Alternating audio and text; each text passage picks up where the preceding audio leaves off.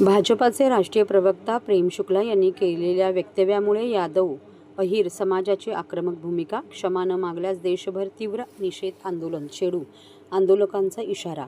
भाजपचे राष्ट्रीय प्रवक्ता प्रेम शुक्ला यांनी यादव व अहिर समाज यांच्यावर जातीवाचक अभद्र टिप्पणी केल्याबद्दल प्रकरणी यादव अहिर समाज ट्रस्टतर्फे आज बुधवारी 1 जानेवारी रोजी शासकीय विश्रामगृहाबाहेर निषेध आंदोलन करण्यात आले। यादव अहिर समाज भारतीय सनातन पुरातन प्राचीन अभिर समाज आहे। तसेच हा समाज पौधा म्हणून सनातन वैदिक काळापासून आपल्या मातृभूमीसाठी लढत आले आहेत। यादव समाज हे गाय, बैल, म्हैस त्यांचे पालन करत आहेत, तसेच शेतीचे काम करत आहेत। दरम्यान भाजपचे राष्ट्रीय प्रवक्ता प्रेम शुक्ला यांनी सर्व न्यूज चॅनलसमोर यादव व अहिर समाजाची माफी मागावी अशी मागणी यावेळी आंदोलकांकडून करण्यात आली।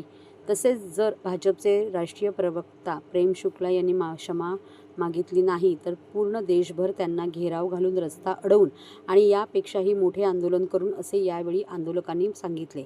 यावेळी यादव समाज ट्रस्ट राष्ट्रीय अध्यक्ष श्री SB यादव, राष्ट्रीय उपाध्यक्ष श्री दिनेश यादव, श्री राजेंद्र बहादूर यादव, यादव समाज ट्रस्टचे अध्यक्ष जितेंद्र यादव, कार्याध्यक्ष शिवप्रसाद यादव, जनरल सेक्रेटरी रामानंद यादव, रामहित यादव, उपाध्यक्ष रामचंद्र यादव, महेंद्र यादव, सेक्रेटरी दिनेश यादव, दिलीप यादव, अशोक यादव, कोषाध्यक्ष रामाक्षरे यादव यांच्यासह अनेक यादव व अहिर समाजातील लोक यावेळी मोठ्या संख्येने उपस्थित होते।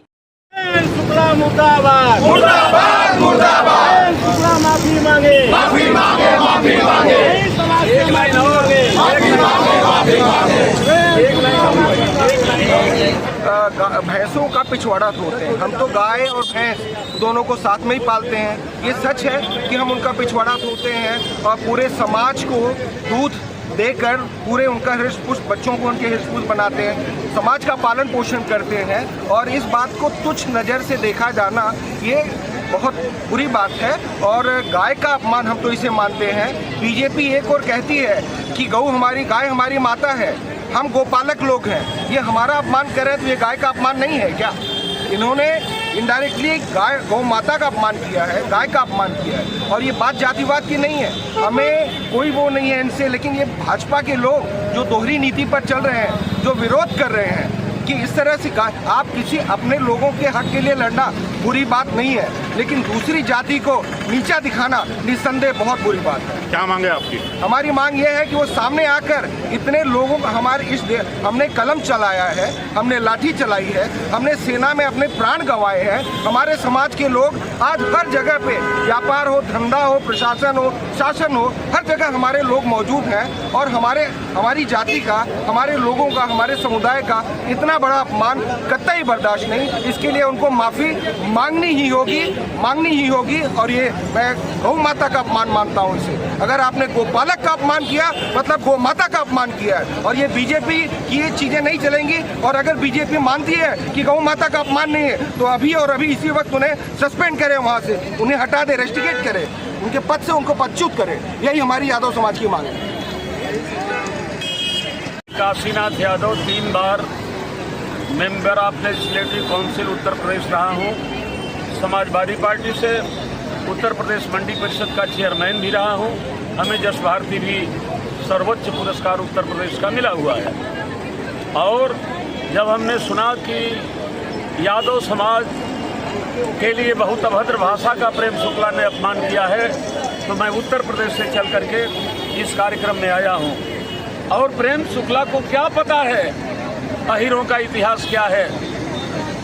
1962 में 16 नवंबर को जब चीनियों ने 3000 सैनिक भेज करके रेजांगला की पहाड़ियों पर आक्रमण किया, 120 यादव कुमायूं रेजिमेंट के नेस्तनाबूद हो गए, लेकिन 3000 चीनियों को भारत की सीमा से उस पार कर दिए।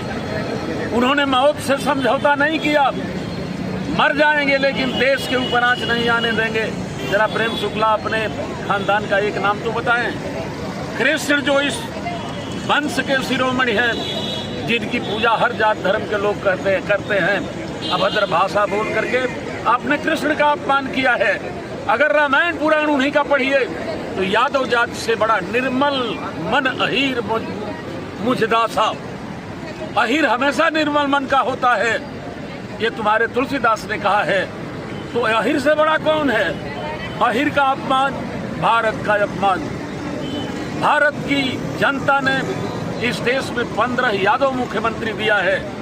दरोगा प्रसाद राय, बिंदेश्वरी प्रसाद मंडल, जिनके नाम पे मंडल आयोग बना था, लालू प्रसाद यादव, राबड़ी यादव, ब्रह्म प्रकाश यादव, राव वीरेंद्र सिंह, प्रफुल्ल चंद्र घोष और यहाँ तक कि पूज्यनीय माननीय मुलायम सिंह यादव, गरीबों के भगवान, जो रक्षा मंत्री रहे, विदेशी की नजर नहीं पड़ी कि हिंदुस्तान की तरफ नजर उठाकर देखे। अकेला भारत के रक्षा मंत्री हुए कि उन्होंने कहा, कानून बना दिया कि चाहे अमीर का बेटा हो तो गरीब का बेटा हो तो अगर सीमा पर शहीद होता है तो उसकी लाश राष्ट्रीय सम्मान के साथ उसके घर पहुंचेगी। और 10 लाख रुपए उस समय किए, आज 1 करोड़ रुपया हो गया है कोई रक्षा मंत्री जिनके खानदान में?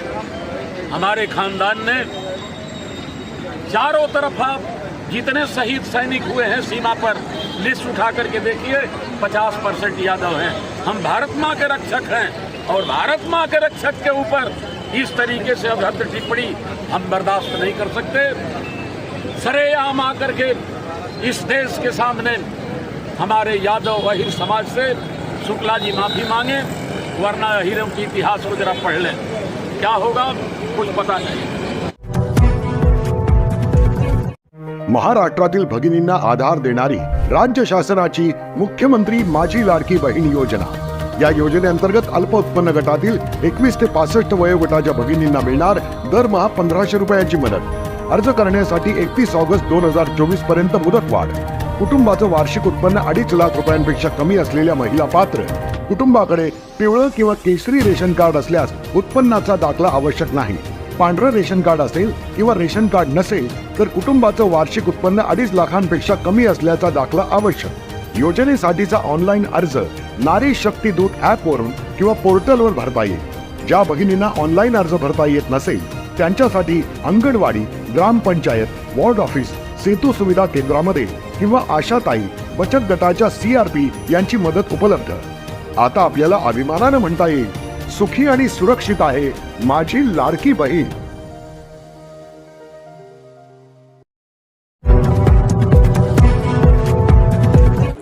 ठाणे महापालिकेने पाणी बिल थकबाकी वसुलीकरिता सुरू केलेल्या कारवाईत डिसेंबर महिन्यात संपूर्ण महापालिका क्षेत्रात 2606 नळ जोडण्या खंडित केल्या असून 411 मोटर पंप जप्त केले आहेत। तसेच 73 पंप रूम सील करण्यात आले आहेत, तर 2330 थकबाकीदारांना नोटिसा बजावण्यात आल्या आहेत।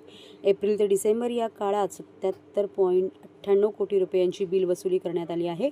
पाणी पुरवठा विभागातर्फे राबवण्यात आलेल्या धडक मोहिमेत डिसेंबर महिन्यात 21.85 कोटी रुपयांची वसुली करण्यात आली आहे। महापालिकेची पाणी बिल रक्कम सुमारे 225 कोटी रुपयांच्या घरात आहे। यापैकी 76 कोटी रुपये ही थकबाकी असून चालू वर्षाची बिल रक्कम ही 148 कोटी रुपये आहे। पाणी बिलाची थकबाकी न भरल्यास नळ जोडणी खंडित करून पाणी पुरवठा बंद करण्याची कारवाई सुरू करण्यात आली आहे। महापालिका आयुक्त सौरभराव यांनी याबाबत स्पष्ट निर्देश दिले आहेत। तसेच अतिरिक्त आयुक्त संदीप माळवी या वसुलीबाबत सातत्याने आढावा घेत आहे। बिल न भरल्यास पाणी पुरवठा खंडित होणार।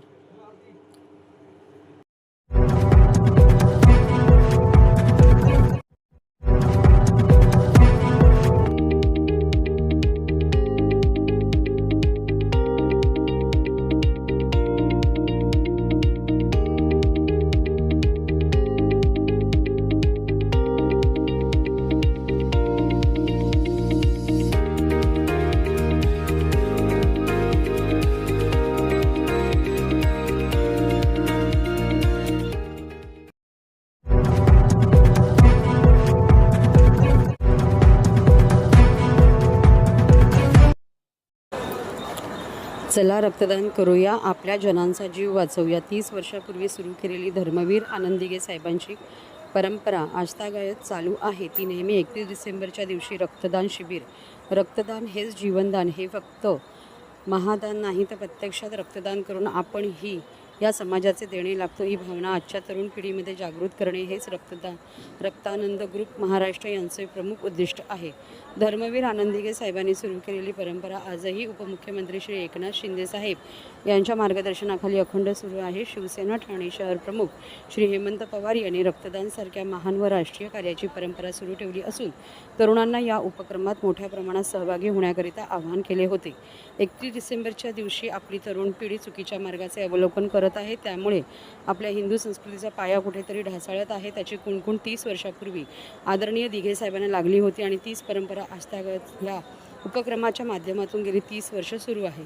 दरवर्षी हजारो तरुण तरुणी महाराष्ट्राच्या कानाकोपऱ्यातून या रक्तदान शिबिरात रक्तदान करून या राष्ट्रीय महान कार्यात सहभागी होतात. दरवर्षीप्रमाणे याही वर्षी 25पेक्षा जास्त वेळा रक्तदान देणाऱ्या रक्तदात्यांना सन्माननीय उपमुख्यमंत्री श्री एकनाथजी शिंदे साहेबांच्या हस्ते रक्तकर्ण पुरस्काराने गौरविले. तसेच प्रत्येक रक्तदात्याला सन्मानचिन्ह व प्रशस्तीपत्रक दिले आहे. या रक्तदान शिबिरामध्ये उपमुख्यमंत्री श्री एकनाथ शिंदे साहेब यांनी स्वतः रक्तदान केले. तसेच श्री नरेशजी म्हस्के साहेब, खासदार ठाणे श्री रवींद्रजी फाटक साहेब, माननीय आमदार श्री प्रशांत कदम साहेब, DCP कासरवडवली ठाणे यांनी देखील रक्तदान केले. त्याचबरोबर कल्याण जिल्हा प्रमुख जी गोपाळ लांडगे, महिला ठाणे जिल्हा संघटक सौ मीनाक्षी शिंदे, सचिव श्री विलास जोशी, स्थानिक माननीय नगरसेवक श्री सुधार कोकाटे, विभाग प्रमुख श्री कमलेश चव्हाण, माननीय स्थायी समिती सभापती श्री संजय भोईर, विभाग प्रमुख श्री किरण नागती, श्री राजेश मोरे, नगरसेवक सौ वंदना डोंगरे, उपजिल्हा संघटक श्री मनोज शिंदे व इतर मान्यवरांची उपस्थिती या रक्तदानाच्या शिबिरास होती. कोणी 50 कोणी 100 वेळा अशा प्रकारचं रक्तदान केलं आणि त्यांना रक्तकर्ण पुरस्कार देखील या ठिकाणी प्राप्त झालेला आहे. आणि म्हणून मी त्या सगळ्यांचं मनापासून अभिनंदन करतो. आणि या सगळ्यांचं रक्तदान करत असताना बघून मी देखील दरवर्षी आता रक्तदान करतोय. याचा आनंद आणि समाधान आहे. खरं म्हणजे मी सर्वांनाच मनापासून सगळ्यांना शुभेच्छा देतो. पुन्हा एकदा या नवीन वर्षाच्या सगळ्यांना खूप खूप शुभेच्छा. नवीन वर्षाची कॅलेंडर खूप आलेली आहे, त्याचे प्रकाशन इथं झालंय. या सर्व कार्यकर्त्यांना देखील मनापासून शुभेच्छा. मंगेश चिवटे यांनी नवीन काहीतरी चालू केलंय.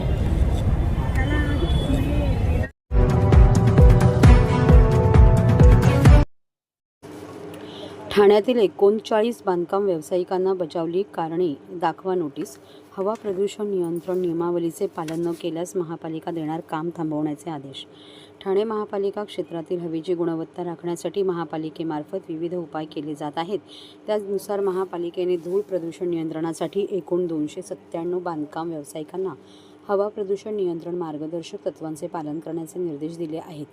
या नियमावलीचे पालन न करणाऱ्या 39 बांधकाम व्यावसायिकांना कारणे दाखवा नोटिसा बजावण्यात आल्या आहेत.